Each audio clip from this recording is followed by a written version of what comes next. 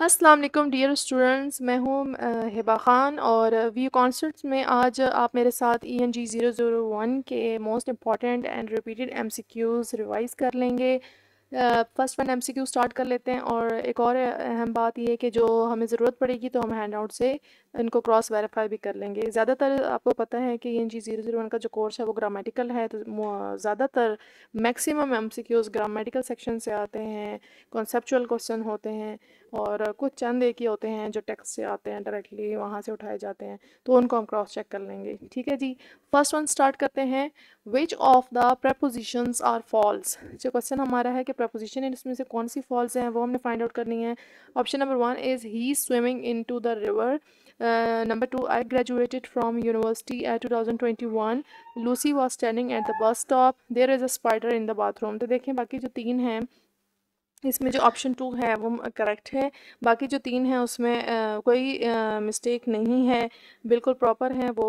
तो second one जो है, I graduated from university at 2021। अब देखें डेट से पहले एट यहाँ पर रॉन्ग लगा हुआ है, इसको अगर हम अब करेक्ट करके देखेंगे ताकि हमें क्लियर हो जाए कि इसमें मिस्टेक क्या थी, तो करेक्ट करके ये इस तरह होता, आई graduated from university in 2021। So option number 2 जो है इसका हम मार्क कर लेंगे। सेकेंड क्वेश्चन है जी हमारे पास, I bought dash pair of shoes. तो ऑप्शंस हैं आ, none of the above and the. तो करेक्ट ऑप्शन यहाँ पर हमारे पास जो मोस्ट सुटेबल है वो है आ पेयर ऑफ शूज़, क्योंकि ये वॉल भी नहीं है, कॉन्सोनेंट है पी। पी साउंड जो आ रही है पेयर ऑफ शूज़ में, डैश के बाद फा साउंड आ रही है, तो इसलिए हमें यहाँ पे मोस्ट अप्रोप्रिएट हमारे पास क्या है, आ। तो ये हमने इसमें से हम इसको सेलेक्ट कर लेंगे। थर्ड हमारे पास क्वेश्चन है, choose the correct option, I was in the bath when the telephone dash. तो ऑप्शन है हमारे पास रिंग, रंग, रिंग एंड रिंग। ठीक है जी, तो ये जो हमारे पास फॉर्म ऑफ वर्ब है ये होती है रिंग, रिंग एंड रंग। ठीक है, लास्ट वन तो है ही रॉन्ग। इसमें जो करेक्ट ऑप्शन है वो ऑप्शन ए है, तो इसको हम मार्क कर लेते हैं रिंग। ठीक है, इसको मार्क कर लेते हैं रिंग। अब ये जो सेंटेंस था, I was in the bath when the telephone ring, ये क्योंकि पास्ट टेंस में है ना, क्योंकि एक्टिविटी पहले हो चुकी है, I was in the bath जो इसकी फर्स्ट क्लॉज है, तो इसलिए जो पास्ट टेंस में सेकंड फॉर्म है वो इसके साथ मोस्ट सुटेबल है। थर्ड फॉर्म नहीं लगेगी यहाँ पर। है तो ये पास्ट टेंस है लेकिन मोस्ट सुटेबल इसके साथ यहाँ पर वर्ब की सेकंड फॉर्म आएगी, क्योंकि ये एक्शन क्यों इस्तेमाल हुआ, ring to describe action that happen in the past. ठीक हो गया जी। Next question is, choose the correct option for the following jargon phrase. अब हमारे पास ब्लैंक है। Dash is a short familiar and conversational word for render assistance to. तो अब हमने इसको कंप्लीट करना है कि कौन सी टर्म है जो कि शॉर्ट होनी चाहिए, फेमिलियर होनी चाहिए और कन्वर्सेशनल होनी चाहिए, यानी इक्विवेलेंट होनी चाहिए, उसके साथ मौजू होने चाहिए द स्टेटमेंट जो फ्रेज है उसके, रेंडर असिस्टेंस टू। तो हमारे पास चार ऑप्शन है, give, help, succeed and proceed. तो इसमें जो मोस्ट करेक्ट जो बिल्कुल करेक्ट है वो है हेल्प। ठीक है जी, जो इसके बिल्कुल इक्वेलेंट है रेंडर असिस्टेंस टू। क्यों, इसकी रीज़न ये है, यहाँ पे देखें मैंने इसकी एक्सप्लेनेशन भी लिखी हुई जितनी मुझे ज़रूरी लगी लिखना, कि इसका मतलब होता है प्रोवाइड हेल्प, सपोर्ट, एड और help someone in a situation where they need assistance. यानी किसी को जब असिस्टेंस चाहिए हो, हेल्प चाहिए हो, तो उसको हेल्प प्रोवाइड करना, मदद करना। और इसका मतलब ही ये, इस टर्म का, इस फ्रेज़ का मतलब ही ये है कि किसी की इमोशनल या फिर फिज़िकल या यानी जो कॉन्टेक्स्ट चल रहा हो उसके अकॉर्डिंग उसकी सपोर्ट करना, उसको हेल्प ऑफर करना, इसकी एड कर देना। ठीक हो गया जी, तो ये इसका करेक्ट ऑप्शन था। Next question is, fill in the following blank with the correct preposition. He swimming dash the river. तो ऑप्शन है हमारे पास एट, ऑफ, इनटू। अब देखें ये मिस्टेक है कि एट यहाँ पे रिपीट हो रहा है, उसके अलावा एट, ऑफ, इनटू तीन हमारे पास रहेगा, तो इसमें जो इनटू है वो यहाँ पे करेक्ट ऑप्शन है, क्योंकि वो दरिया में ना स्विमिंग कर रहा है। ठीक हो गया जी, ये इसका करेक्ट ऑप्शन हो गया। Next question is, I told mom weed B home dash an hour और सो। ठीक हो गया जी, तो चार ऑप्शन है हमारे पास, बाय, इन, अबाउट, आफ्टर। तो इसमें जो करेक्ट ऑप्शन है वो है इन। ठीक है, ये हो गया जी। अब यहाँ पर इन लगाने से क्या फ़ायदा हो रहा है हमें, कि हमें आइडिया कन्वे हो रहा है उस टाइम फ्रेम का, जिसके अकॉर्डिंग, जिस टाइम फ्रेम के अंदर की स्टेटमेंट कवर हो जाएगी कि you will be at home. ठीक है जी, तो जो आवर है, एन आवर से पहले मोस्ट सुटेबल हमारे पास जो प्रपोजिशन होती है वो in or, in and or होती है। जैसे हम टाइमिंग के साथ लगाते हैं ना, इन मॉर्निंग, इन इवनिंग, तो उस तरह से प्रपोजिशन यहाँ पे मोस्ट सुटेबल हमारी लग जाएगी इन। नेक्स्ट एमसीक्यूज हमारे पास टेक्स्ट में से आया है, हैंडआउट्स में से। Great writers have savvy research skills and are able to quickly find the information they need to make a piece more interesting. तो ये स्टेटमेंट हमसे पूछा गया कि ये फॉल्स है या ट्रू है, तो ये स्टेटमेंट बिल्कुल करेक्ट है। अब जो हमारे हैंडआउट्स हैं उसमें से हम रेफरेंस में देखते हैं। पेज 7 पे ये स्टेटमेंट हमारे पास मौजूद है। देखें, ये जो नोट्स हैं उसमें इंपॉर्टेंट पॉइंट सारे मेरे येलो में हाईलाइटेड हैं। अब ये ग्रे कलर की लाइन जो हाईलाइटेड है उसमें देखें, great writers have research skills and are able to quickly find the information they need to make a piece more interesting. Same to same हमारे पास मिल गई है। तो यानी ये स्टेटमेंट यहाँ पर डिस्क्राइब की गई थी और ये बिल्कुल करेक्ट है। ठीक हो गया जी। कुछ लफ्ज़ हैं जो वो चेंज करने के लिए, कॉन्सेप्चुअल चेकिंग के लिए बीच में डिफरेंट भी कर देते हैं। अब नेक्स्ट एमसीक्यूज देखते हैं। नेक्स्ट एमसीक्यूज है हमारे पास, which root word do precaution and cautionary have in common. अब हमारे पास देखें दो वर्ड्स हैं, प्रिकॉशन एंड कॉशनरी। इसमें कौन सा रूट वर्ड है जो दोनों के अंदर मौजूद है? ऑप्शंस हैं प्रीशनरी, कॉशन एंड रिकॉशन। ठीक है, अब ये देखें, प्री भी नहीं है दोनों में, शनरी भी नहीं है, कॉशन दोनों में मौजूद है, रिकॉशन दोनों में नहीं है। तो ये रूट वर्ड हमारे पास करेक्ट ऑप्शन हो गया caution.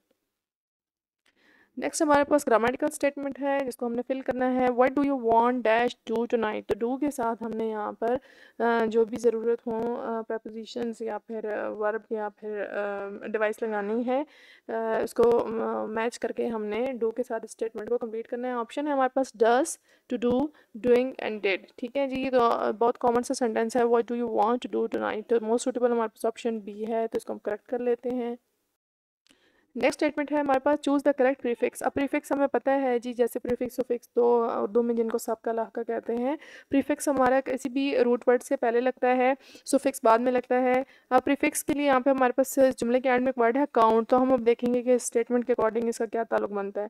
We got a big dash on our new TV. तो काउंट लफ्ज़ हमें दिया गया, वर्ब हमें दिया गया, उसके साथ हमने प्रीफिक्स लगाकर जोड़कर नीचे से सेलेक्ट करके उस स्टेटमेंट को कंप्लीट करना है।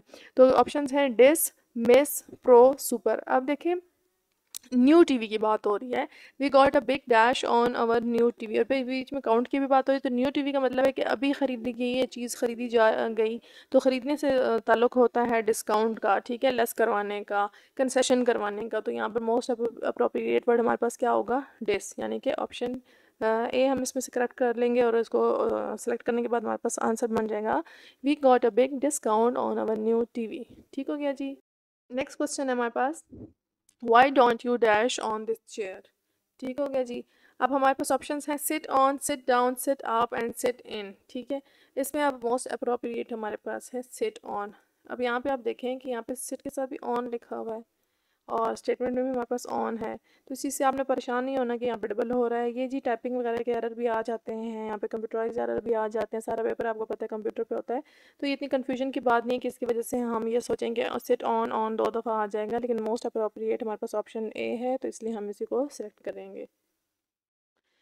नेक्स्ट हमारे पास क्वेश्चन है जी, most employees do some writing on the job. अब यहाँ पर हमें से पूछा गया है कि इधर ये स्टेटमेंट हमारे पास फॉल्स है या ट्रू है। तो ये स्टेटमेंट बिल्कुल करेक्ट है। करेक्ट किस तरह से है? क्योंकि हमारे जो नोट्स हैं, हैंडआउट्स हैं, उसमें पेज 2 पे ये देखिए मैंने मेंशन किया हुआ है। हम जाएंगे और इसको चेक करेंगे तो यहाँ पे हमें जो राइटिंग की एडवांटेजेस लिखे हुए हैं, तो उसमें पॉइंट नंबर सेकंड में जॉब रिलेटेड में हमें सेंटेंस मैच कर जाता है कि most workers do some writing on the job. ठीक है जी, हमारा जुमला टैली हो गया।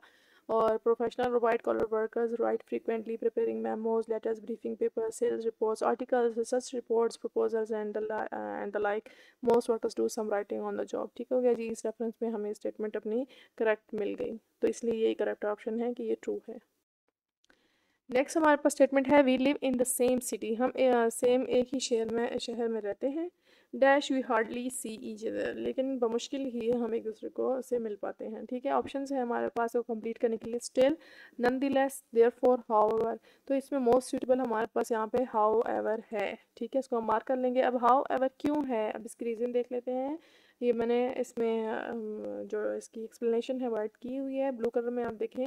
Using, however, in this sentence adds contrast or opposition between the fact that you live in the same city and the infrequent meetings, emphasizing the unexpectedness और irony of the situation। ठीक हो गया जी, यानी however से हमें contrast मिल रहा है statement का। अब कैसे? It sets up a comparison between the expected closeness due to living in the same city and the reality of not seeing each other often. ठीक है, यानी साथ में रहते हुए, एक शहर में रहते हुए भी ये रियलिटी है कि वो एक दूसरे को ज़्यादा मिल नहीं पाते। तो ये कंट्रास्ट जुमला बन गया ना। होना तो ये चाहिए कि एक ही शहर में रहते हुए मुलाकात ज़्यादा हो, तो इसलिए उसको कंट्रास्ट को क्लेरिफाई करता है हमारा ये वर्ड हमारे पास option D. However, hopefully clear हो गया। नेक्स्ट पे चलते हैं। नेक्स्ट क्वेश्चन है, she showed great dash and finesse in dealing with the challenge. ठीक हो गया जी। अब फिनेस यहाँ पे वर्ड हमारे पास पहले से मौजूद है, तो इसके साथ मिलता जुलता वर्ड ही हम यहाँ पे लगा देंगे, इसको कंप्लीट करेंगे। ऑप्शंस हैं trick, power, tact, ability. Most suitable among this these are is tact. ठीक है, सबसे सुटेबल इसमें टैक्ट है, उसको हम मार्क कर लेंगे। अब यहाँ पे मैंने इसकी एक्सप्लेनेशन लिखी हुई है, आप पढ़ना चाहें तो पढ़ लें यहाँ पे बेशक।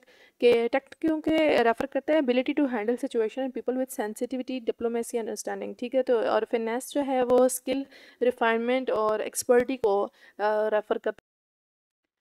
नेक्स्ट क्वेश्चन है जी हमारे पास, for writer it will be easy and helpful to express feeling in writing that can not be expressed so easily by speaking. ये स्टेटमेंट है हमारे पास, ऑप्शन है फॉल्स, ट्रू। तो डेफिनेटली ये जो स्टेटमेंट है बिल्कुल करेक्ट है। अब ये हैंड आउट से ली गई है, तो हम इसको टैली कर लेते हैं, इसको हम चेक करते हैं। तो पेज नंबर 2 पे हमारे पास यहाँ पर जो राइटिंग के एडवांटेज लिखे हुए हैं, तो उसमें हमारे पास इस एडिंग के अंडर देखें लिखा हुआ है ग्रे कलर में जो हाईलाइटेड है, it can be helpful to express feeling in writing that can not be express so easily by speaking. तो देख लिया आपने कि ये हमारे पास मिल गई यहाँ पे, तो इसका मतलब है कि ये बिल्कुल करेक्ट है। Next question is, he speaks English dash Spanish quite well. वो जी इंग्लिश एंड स्पेनिश बहुत खूबी से बोलता है। अब दो लैंग्वेजेस हैं इकट्ठा, यहाँ पर क्या आएगा? कंजक्शन आ जाएगी। तो कंजक्शन हमारे पास यहाँ पर नीचे 4 ऑप्शन है, उसमें है बिकॉज, एंड, बट, तो इसमें मोस्ट सुटेबल हमारे पास एंड है, तो एंड को हमने मार्क कर लिया है। ठीक हो गया जी करेक्ट ऑप्शन को। नेक्स्ट क्वेश्चन है, structurally there are dash types of morphemes. ठीक है जी, मॉर्फीम्स के टाइप्स बताई हुई हैं हैंडआउट्स में। तो स्ट्रक्चर वाइज कितनी इसकी टाइप्स हैं? स्ट्रक्चर वाइज ये मॉर्फीम्स की सिर्फ 2 ही टाइप हैं, जो कि हैं free morpheme and bound morphemes. तो इसको हम 2 को मार्क कर लेंगे। अब हम यहाँ पर चलते हैं, तो हमारे पास पेज 25 पे इसकी डिटेल है, इसको देख लेते हैं। फ्री मॉर्फीम कौन से होते हैं? This can stand alone like dog, elephant, child. और बाउंड मॉर्फीम कौन से होते हैं? This can't stand alone like I guess, h, ish, ness, आइजम, जिनको लाजमी किसी वर्ड के साथ जोड़ना पड़ता है तब वो जाकर मीनिंगफुल हो जाते हैं। ठीक है जी, तो ऑप्शन के साथ साथ हमारी ये रिवीजन भी हो गई है। Next question is, gentle manliness consist of dash morphemes. हमारा वर्ड है हमारे पास जेंटल मैनलीनेस, इसके कितने मॉर्फीम्स हैं? 4, 5, 3, 2। तो इसके हमारे पास 3 मॉर्फीम्स हैं, इसको हम करेक्ट कर लेते हैं, जेंटल मैनलीनेस। ठीक है, तो इसलिए इसकी डिवीजन हम देखते हैं तो 3 मॉर्फीम में हो जाती है। नेक्स्ट क्वेश्चन जी है, इसमें ज़रा तवज्जो दीजिएगा। In which of the statement does must express necessity. Necessity कहते हैं ज़रूरत को, अशद ज़रूरत जो है। अब यहाँ पे स्टेटमेंट नीचे हमारे पास 4 हैं, उन सब में मस्ट और मस्ट, एक में मस्ट नॉट भी लगा हुआ है कॉन्ट्रैक्टेड फॉर्म में। तो इसमें ये कह रहे हैं कि कौन से मस्ट, हमें पता चल रहा है कि यहाँ पे नेसेसिटी है ही है, यानी ज़रूरत लाजमी इसको करना ही करना है। मैं स्टेटमेंट पढ़ती हूँ। ऑप्शन 1 है, I must go right now, you mustn't smoke right smoke here, you must not sleep till late, there's somebody in the other office, it must be my boss। तो अब इसमें जो पहले 2 जुमले हैं, अब ये जो है, तुम्हें रात को देर तक नहीं सोना चाहिए, देर तक नहीं सोना चाहिए। और नीचे क्या है कि कोई ज़रूर है दूसरे ऑफिस में, हो सकता है, अच्छा कोई दूसरे ऑफिस में है, ये ज़रूर मेरा बॉस होगा।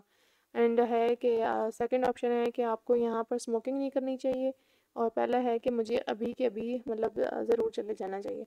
अब मैं तो जब इनकी रीडिंग करती हूँ तो मुझे तो 1 बाय 1 जब मैं इन पे गौर किया तो मुझे तो सारे कभी करेक्ट लग रहे थे और कंफ्यूज हो रही थी मैं। फाइनली मैंने इसको सेकंड वाले को ऑप्ट किया है। पहले वाला भी मुझे लगता है कि सही है, लेकिन अपनी चॉइस से मैंने सेकंड वाले पे मार्क किया। तो आप देख लें और मुझे भी बताइएगा कमेंट सेक्शन में कि आपको कौन सा लगता है। ठीक है जी, तो इसमें अब ये नहीं मैं कह रही कि सेकंड ही मस्ट ठीक है, यानी 100% श्योर हूँ मैं इस पर।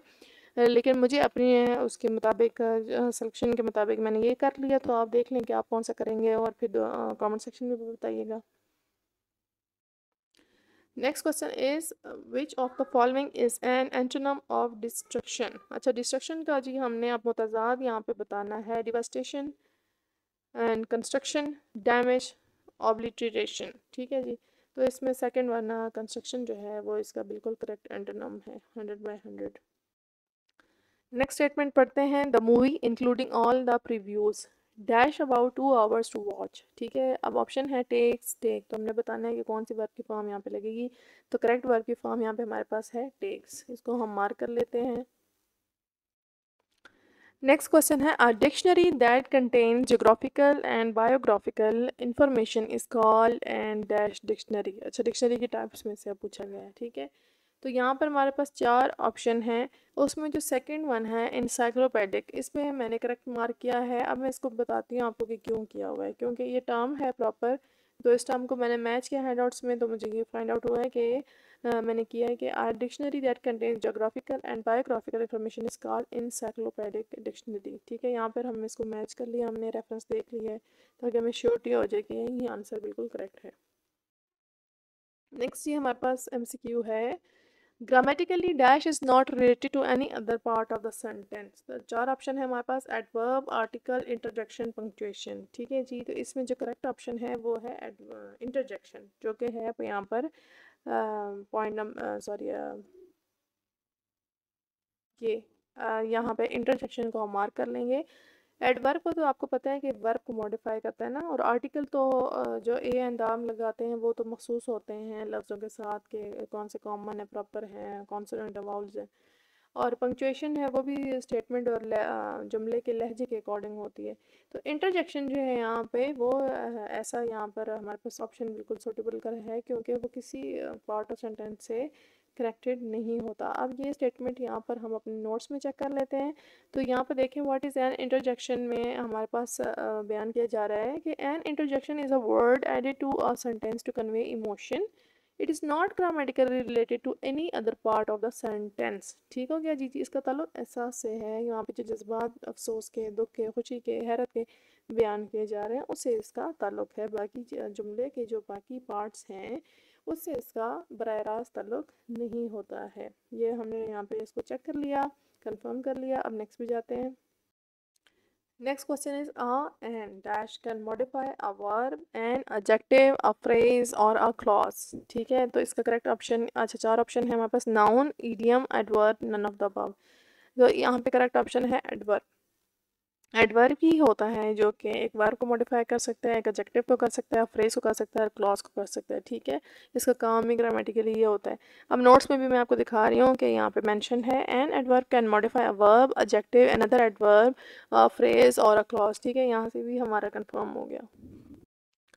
नेक्स्ट हमारा क्वेश्चन है, choose the correct sentence. 2 sentence हमें दिए गए हैं, अब इसमें हमने जो करेक्ट है इसको चूज़ करना है। The attendance award went to whomever had perfect attendance all year. The attendance award went to whoever had perfect attendance all year. 2 लफ्ज़ों का सिर्फ फ़र्क है, बाकी स्टेटमेंट बिल्कुल ठीक है। फर्स्ट वन में whomever है और सेकंड में whoever है, तो जो करेक्ट ऑप्शन है वो ज़ाहिर है, लाजमी बात है, whoever वाला होगा। ठीक हो गया जी, बिल्कुल करेक्ट है second option. Next question is, in dictionary writing the term usages reflects dash. अब यूजेज का लफ्ज़ आता है डिक्शनरी में, जब भी हम कुछ ढूंढते हैं साथ, तो किसका रिफ्लेक्ट करता है? How different cultures define norms in unique way. Second, how different areas use words in unique वे। ठीक हो गया जी, तो इसका जो सेकंड ऑप्शन है वो यहाँ पे करेक्ट है कि डिफरेंट एरियाज में वर्ड्स को यूनिकली कैसे इस्तेमाल किया जाता है। अब इसको हम हैंड आउट्स में देखते हैं, तो हम देखते हैं यहाँ पे कि हमें सेंटेंस मैच कर जाता है कि usage reflects how different areas use words in unique way. Same statement मैंने आपको चेक करा दी है। नेक्स्ट हमारे पास क्वेश्चन ग्रामेटिकल है, करेक्ट ऑप्शन हमें सेलेक्ट करना है, I often dash the floor, cut the floor, sweep the floor, put away none of the above. ठीक है, जो तो जनरली क्या किया जाता है, स्वीप ही किया जाता है, तो इसलिए हम करेक्शन ऑप्शन नंबर 2 को हम करेक्ट कर लें। अब जो सफाई वगैरह से अके होंगे वो तो कट करना फ्लोर को पसंद करेंगे, जो हो नहीं सकता, लेकिन यहाँ पे करेक्ट ऑप्शन यहाँ पे क्या है, स्वीप, वो हमने कर लिया। नेक्स्ट क्वेश्चन है जी, a dash is a noun which names anything or anyone that you can perceive through your physical senses. Physical senses से, अपनी फिजिकल सेंसेस से हम जो है जिस शख्स को, किसी चीज़ को या किसी शख्स को अगर या कर सकते हैं, उसको मैं परसीव कर सकते हैं, तो वो चीज़ क्या होगी नाउन के। ग्रामेटिकली उसको कौन सा नाउन कहा जाएगा, नाउन की कौन सी टाइप होगी, क्या वो कंक्रीट नाउन होगा, क्या वो प्रॉपर नाउन होगा, कॉमन नाउन होगा या एब्स्ट्रैक्ट नाउन होगा। तो ऑब्वियसली वो कंक्रीट नाउन होगा, क्योंकि उसकी सॉलिड साख्त होगी जिससे हम उसको महसूस करेंगे, उसको परसीव करेंगे, उसका इदराक कर लेंगे। नेक्स्ट जी हमारे पास पैसिव वॉइस से रिलेटेड आ गया है, indicate the correct voice of the following sentence. Sentence हमें गिवन है, the building was damaged by the fire. Statement है the building was damaged by the fire, ठीक है। तो उसमें अब ये पूछा गया है कि क्या ये पैसिव वॉइस है या एक्टिव वॉइस है। तो देखें हम पैसिव वॉइस की पहचान कैसे करते हैं कि पैसिव वॉइस में बाय लगा होता है आखिर में। जो हमारा उसमें सेंटेंस में ऑब्जेक्ट आ रहा होता है ना, उससे पहले बाय लगा होता है। तो बाय से ही हमने करेक्टली देख लिया कि ये एक पैसिव वॉइस मेंशन किया गया है। नेक्स्ट क्वेश्चन है, I dash return your $10 next week. ठीक है, अब यहाँ पर हमने हेल्पिंग वर्ब लगाना है, will, do, none of the above, am. तो ज़रा जब नेक्स्ट वीक की बात हो रही है तो यहाँ पर हम विल को कर लेंगे सिलेक्ट, इजी हो जाएगा। नेक्स्ट क्वेश्चन है जी, the early frost will dash the crops. ठीक है जी, तो अर्ली फ्रोस्ट जो वो है, सॉरी फ्रोस्ट है, वो इफेक्ट करेगी या अफेक्ट करेगी। तो डेफिनेटली अफेक्ट करेगी, ये ऑप्शन ठीक होगा, क्योंकि अभी हुआ नहीं है ना, तो इसलिए असर डालेगी तो अफेक्ट होगा। अगर असरअंदाज हो जाता तो तब हम इफेक्ट करते कि इफेक्ट कर गए, लेकिन अभी क्योंकि उनका ये प्रिडिक्शन है, यहाँ पे विल यूज़ हुआ है, फ्यूचर टेंस का हेल्पिंग वर्ब यूज़ हुआ है, तो इसलिए अभी क्योंकि असर पड़ा नहीं है, पड़ सकता है, पड़ेगा, तो हम यहाँ पर अफेक्ट को सेलेक्ट कर लेंगे। Next question is, a and dash is a noun which names anything which you cannot perceive through your five physical senses. जो हमारी सेंसेस होती हैं, जो कि अल्लाह ताला ने हमें बता हैं, तो उससे हम जिस चीज़ को नहीं परसीव करते तो वो नाउन के कौन सी कैटेगरी में आएगा। एब्स्ट्रैक्ट नाउन होगा, कॉमन होगा, प्रॉपर होगा, या फिर यहाँ पर ऑप्शन नीचे होता जो कि कट हो गया, वो होगा कंक्रीट। तो जो हम परसीव नहीं कर सकते, सामने से उसको देख के छू नहीं सकते, तो वो होगा एब्स्ट्रैक्ट नाउन। ठीक है, नाउन की सिंपल टाइप्स में से आया हुआ है। नेक्स्ट है जी, generally we use the passive voice when. अब जैसे हम वॉइसेस यूज़ करते हैं ना, एक्टिव वॉइस, पैसिव वॉइस, तो पैसिव वॉइस जो है वो जनरली हम कब यूज़ करते हैं। Number one, we want to make the subject more important, all of the above, we know the active subject, we want to make the active subject more important. तो इसमें जो ऑप्शन 4 है वो बिल्कुल करेक्ट है, कि जब हम एक्टिव सब्जेक्ट को इम्पोर्टेंस देते हैं, उसको हम अहम बनाना चाहते हैं। अब यहाँ से मैं आपको हैंडआउट्स में से दिखाती हूँ। तो यहाँ पर देखें कि मेंशन है इसके यूजेस जो हैं पैसिव वॉइस के बताए गए हैं, तो दो बताए गए हैं, उसको रिवाइज कर लेते हैं। We want to make the active object more important, जो कि हमारे ऑप्शन में भी दिया गया था, जिसको हमने करेक्ट मार्क कर लिया। नंबर 2 है, we do not know the active subject. ठीक है, जब हमें एक्टिव सब्जेक्ट का पता ही नहीं होता, तो इसमें से हो सकता है दोनों में से कोई भी आ जाए, तो इसलिए इसको हमने रिवाइज कर लिया। नेक्स्ट ये हमारे पास क्वेश्चन है, in which of the statement does must express necessity. अब ये आपको थोड़े से छोटे नज़र आ रहे होंगे, मैं ट्राई करती हूँ। अच्छा जी, अब ये वही वाली जो पहले भी हमने एमसीक्यूज़ कर लिया, उसी को इन एमसीक्यूज़ इसके ऑप्शन जो ऊपर नीचे कर लिए हैं, और फिर मैंने यहाँ पर दूसरा वाला मार्क है। तो इसमें आपकी मर्ज़ी है कि आपको जो ज़्यादा ठीक लगता है आप उसको मार्क कर लें। ठीक है जी, ये बात हमने पहले कर ली है, ये रिपीट हो गया। और यहाँ पर एक और बात मुझे याद आ गया कि हमारे पास हमारे चैनल पर ENG 001 के कुछ लेक्चर भी अपलोडेड हैं, अगर आप वो देखना चाहते हैं वो भी देख सकते हैं। इसके अलावा फाइनल टर्म की प्रिपरेशन हमने डाली थी, जिसका बहुत अच्छा हमें रिस्पांस मिला था। तो क्योंकि ये ग्रामेटिकल कंटेंट वाला सब्जेक्ट है, ग्रामर के क्वेश्चंस वगैरह इसमें ज़्यादा आते हैं ना, तो जैसे कि अभी हम देख रहे हैं कि हैंडआउट्स में से कम आए हुए हैं क्वेश्चंस और ज़्यादा एमसीक्यूज़ ग्रामर के हैं। तो एक नज़र आप उसको फाइनल टर्म की प्रेप्स देख लीजिएगा। प्रिपरेशन मैंने सब्जेक्टिव की भी अपलोड की हुई है और ऑब्जेक्टिव की भी अपलोड की हुई है, उससे आपको काफ़ी हेल्प मिल जाएगी। और फ़ायदा आपको ये होगा कि आपका क्योंकि आपके पहले दफ़ा मतलब मिड हो रहे हैं, तो पहले दफ़ा पेपर हो रहे हैं, तो उसमें आपको फ़ायदा ये हो जाएगा कि आपको पता चलेगा कि सब्जेक्टिव जो आपने पेपर की प्रिपरेशन करनी है ना, मतलब ऑब्जेक्टिव में तो एमसीक्यूज़ ही आपने तैयार करने हैं, लेकिन सब्जेक्टिव में जो आपने तैयारी करनी है वो आपने कैसे करनी है, आपका पेपर किस तरह का आएगा। ठीक है, इस तरह से आपको काफ़ी हेल्प मिल जाएगी। तो अगर आप देखना चाहिए चाहें तो ज़रूर देखिएगा, आपको काफ़ी इंशाल्लाह उससे हेल्प हो जाएगी इंशाल्लाह, और आपका पेपर अलग करे फिर आपको बहुत अच्छा हो जाए। नेक्स्ट MCQs हम स्टार्ट करते हैं। और एक और आपको मैं बात बताना चाहूँगी कि हमारे चैनल पे मैथ 001 की भी सर मोहम्मद ख़ान ने बहुत अच्छी प्रिपरेशन वीडियो बना के डाली हुई है। मैथ में वाकई में उनका बहुत अच्छा कंटेंट होता है, तो वो भी आप ज़रूर देखिएगा, आपको बहुत हेल्प मिलेगी। इसके अलावा CS 001 की भी प्रिपरेशन हम बना रहे हैं, तो इंशाल्लाह वो भी जल्दी अपलोड कर लेंगे। हो सकता है कि अब तक अपलोड भी हो चुकी हो। नेक्स्ट क्वेश्चन स्टार्ट कर लेते हैं। Fill in the blank with the correct transitional word or phrase. Dash of the weather the football game will be played tomorrow. अच्छा जी, अब यहाँ पे ऑप्शन है therefore furthermore regardless in addition. अब यहाँ पर मोस्ट सुटेबल हमारे पास है रिगार्डलेस, तो हम रिगार्डलेस को ऐड करके जब पढ़ेंगे तो क्या बनेगा, regardless of the weather the football game will be played tomorrow. तो बिल्कुल परफेक्ट सेंटेंस हो गया। ठीक है, बाकी जो हमारे पास थे ऑप्शन वो बिल्कुल सूटेबल नहीं थे। Next question is that man and his friends dash for coffee in the snake room. तो यहाँ पर हमारे पास दो वर्ब्स हैं, मीट एंड मीट्स। एक ही वर्ब है, उसकी शक्ल देखें, एक साथ एस है एक नहीं है, शक्ल मुख्तलिफ है, सूरत मुख्तलिफ है। तो मीट और मीट्स में जो करेक्ट ऑप्शन है वो मीट लगेगा। इसको हम सेलेक्ट कर लेते हैं, ये भी करेक्ट हो गया। नेक्स्ट हमारे पास MCQ है typify and characterize irrigate are example of adverb suffix, verb suffix, noun suffix, adjective suffix. अब देखिए वर्ड जो है करेक्टराइज हो गया, एरिगेशन हो गया, सॉरी एरिगेट हो गया, टाइप हो गया, ये सारे क्या हैं, वर्ब हैं, तो वर्ब से निकले हुए हैं, तो इसलिए ये इसका करेक्ट ऑप्शन क्या होगा, वर्ब सुफिक्स। जैसे हम बोलते हैं ना टेक, राइट, तो इसके अलावा मुख्तलिफ वर्ड्स है ना, तो उनसे वर्ब सुफिक्स बनता है ज़्यादा मोस्ट सुटेबल।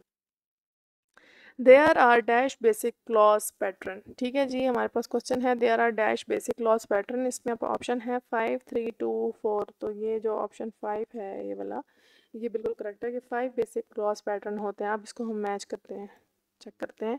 ये देखिए यहाँ पे हमारे पास हैंडआउट्स में है कि there are 5 basic clause pattern. अब इनको जल्दी जल्दी से रिवाइज कर लेते हैं। SV सब्जेक्ट वर्ब का, फिर SVC, and third is SVO, and 4 is SVIO DO, and 5 is number 5 is SVO and OC। तो इसको मिलाकर ये हमारे पास टोटल कितने बेसिक क्लॉज के पैटर्न बन गए हैं, हमारे पास टोटल 5 पैटर्न बन गया। क्लॉज क्या होता है, a clause is a grammatical unit that includes a subject or a predicate and expressive propositions. ठीक हो गया जी।